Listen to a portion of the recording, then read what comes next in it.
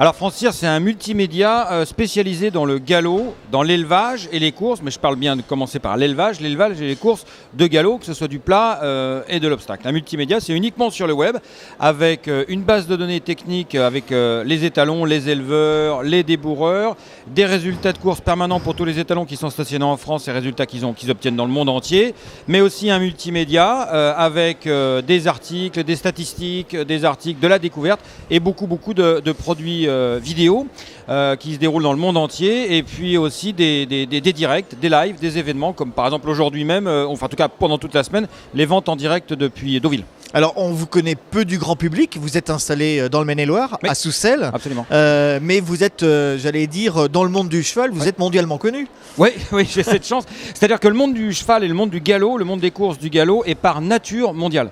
Les chevaux ont commencé à voyager. Le premier vainqueur du Derby d'Epsom, qui était la course qui se déroulait en 1780, il est parti faire la monte dans le New Jersey, aux États-Unis, lorsqu'il avait 20 ans, en 1800. Vous imaginez ce que ça pouvait représenter, faire partir un cheval d'Angleterre pour aller dans le New Jersey en 1800, hein.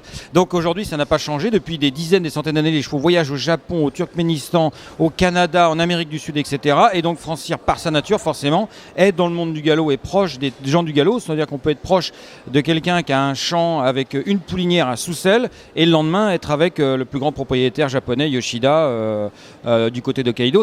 Et c'est les mêmes gens. Est-ce qu'il y a une signature Francir ? Oui.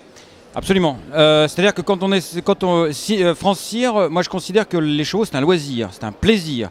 On a affaire à des gens qui sont extrêmement professionnels. Sur tous les sujets que j'aborde, je vais toujours trouver quelqu'un, un de mes lecteurs, qui sera meilleur connaisseur que moi sur le sujet. Donc il faut être absolument précis et détaillé. Néanmoins, pas être ennuyeux, parce que quand on est précis et détaillé, on n'est pas là pour faire des leçons aux gens, on est là pour juste leur apprendre, raconter des histoires, faire du ludique et faire vivre en fait ce que tous les professionnels qui sont extrêmement précis et détaillés. Pourquoi ils travaillent dans les chevaux ? Parce qu'il y a cette partie de cerveau qui lui échappe, qui fait qu'on fait ça dans les chevaux et pas dans la bourse. Et donc la signature Francir, c'est du décalage très clairement. On est capable de présenter un sujet très sérieux en étant habillé en Louis XVI et en Marie-Antoinette ou être Votre signature finalement, c'est de faire du décalé, quoi. Oui, tout à fait, mais d'être toujours avoir une information qui soit extrêmement précise, détaillée et constructive. Ouais.